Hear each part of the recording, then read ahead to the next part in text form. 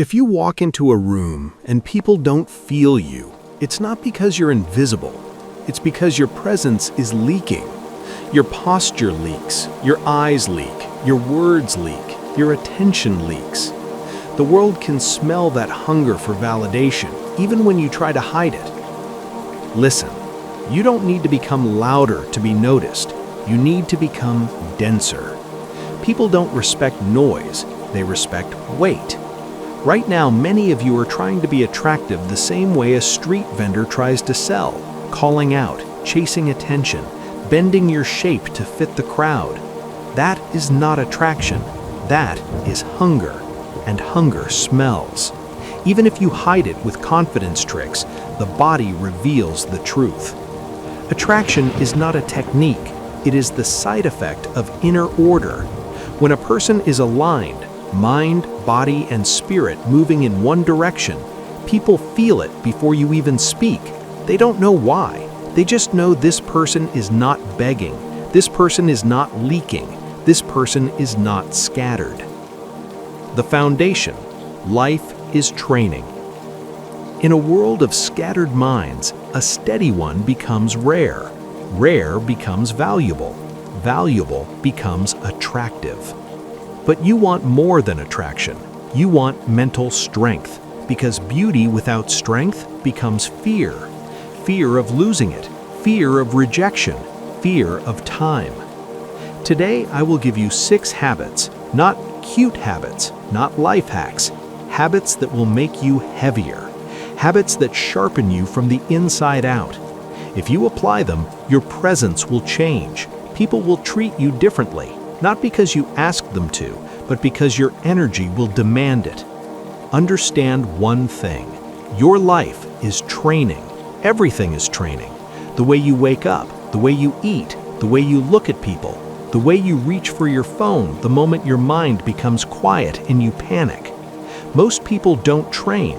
They cope, they distract, they numb, and then they wonder why they feel weak.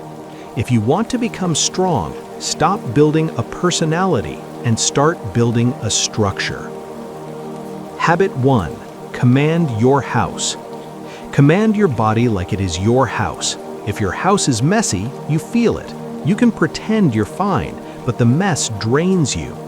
Your body is the same. Your posture is not a detail. It is a message your nervous system reads all day. When you collapse, your mind collapses. When you stand like someone who can be pushed, your life will push you. Stand up properly, not for others, for you.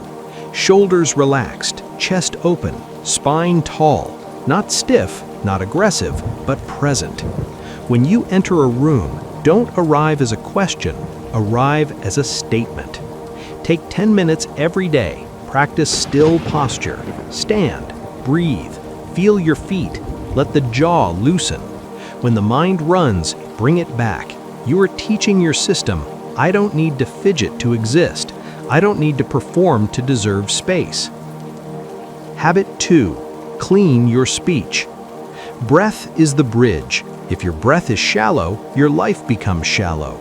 A person who breathes well does not rush, and a person who does not rush becomes hard to manipulate. Now look at your words. Your words are energy. They reveal your inner state. If you talk too much, you are telling the world you are nervous in silence. If you explain too much, you are telling the world you need approval. Clean speech means say less, mean more. Before you speak, ask, is it true? Is it useful? Is it necessary? Stop filling space with noise. Become someone whose words land. And stop speaking against yourself. You think self-insults are humility? They aren't. They are programming. Your mind hears every word. If you keep saying, I'm lazy or I'm unlucky, you are carving that shape into your nervous system. Speak like someone who respects their own potential. No drama, no identity of weakness. Habit 3: voluntary discomfort. This is the one most people avoid, and this is why most people stay the same. Your comfort zone is not a safe home. It is a cage with soft padded walls. Mental strength is built the same way muscle is built, resistance. If you always choose easy, your life becomes fragile. Choose discomfort on purpose. Cold water, a run when you don't feel like it, sitting in silence when the mind begs for stimulation. Every time you keep a promise to yourself, you gain self-respect. And self-respect is attractive because it is rare. When you train discomfort, you become dangerous to your old self. You become dangerous to the excuses that used to control you. Discipline is not punishment. Discipline is devotion. Habit 4. Master your attention. Your attention is your life. What you pay attention to becomes your character. Most of you aren't tired because you do too much. You're tired because your attention is leaking everywhere. One notification here, one comparison there, one fear there. Your mind is a broken mirror. If you want to be attractive and mentally strong, you must become a person with focus. Focus as a baseline. Reduce the inputs that poison you. If you start your day feeding of chaos and endless clips, you will carry that chaos into your eyes. Before you touch the world, touch your own mind. Sit, ask, what is the one thing I must do today? Then do it. Train single tasking. When you walk, walk. When you speak to someone, be there fully. Being seen is what people crave more than compliments. Habit 5. Honest effort. You cannot separate mental strength from the body. You can talk about mindset for hours, but if your body is weak, your mind will be weak under pressure. When stress hits, you don't rise to your ideas, you fall to your training. Train your core, train your breath under load, not to impress, but to embody strength. Physical training exposes your relationship with pain. When you learn to stay calm inside physical effort, you learn to stay calm inside life. Make your training a ritual. Take care of the body, sleep, clean food, sunlight. You cannot build a temple while pouring trash into it. Habit 6. Live with virtue. This is the deepest one. This is what makes it real.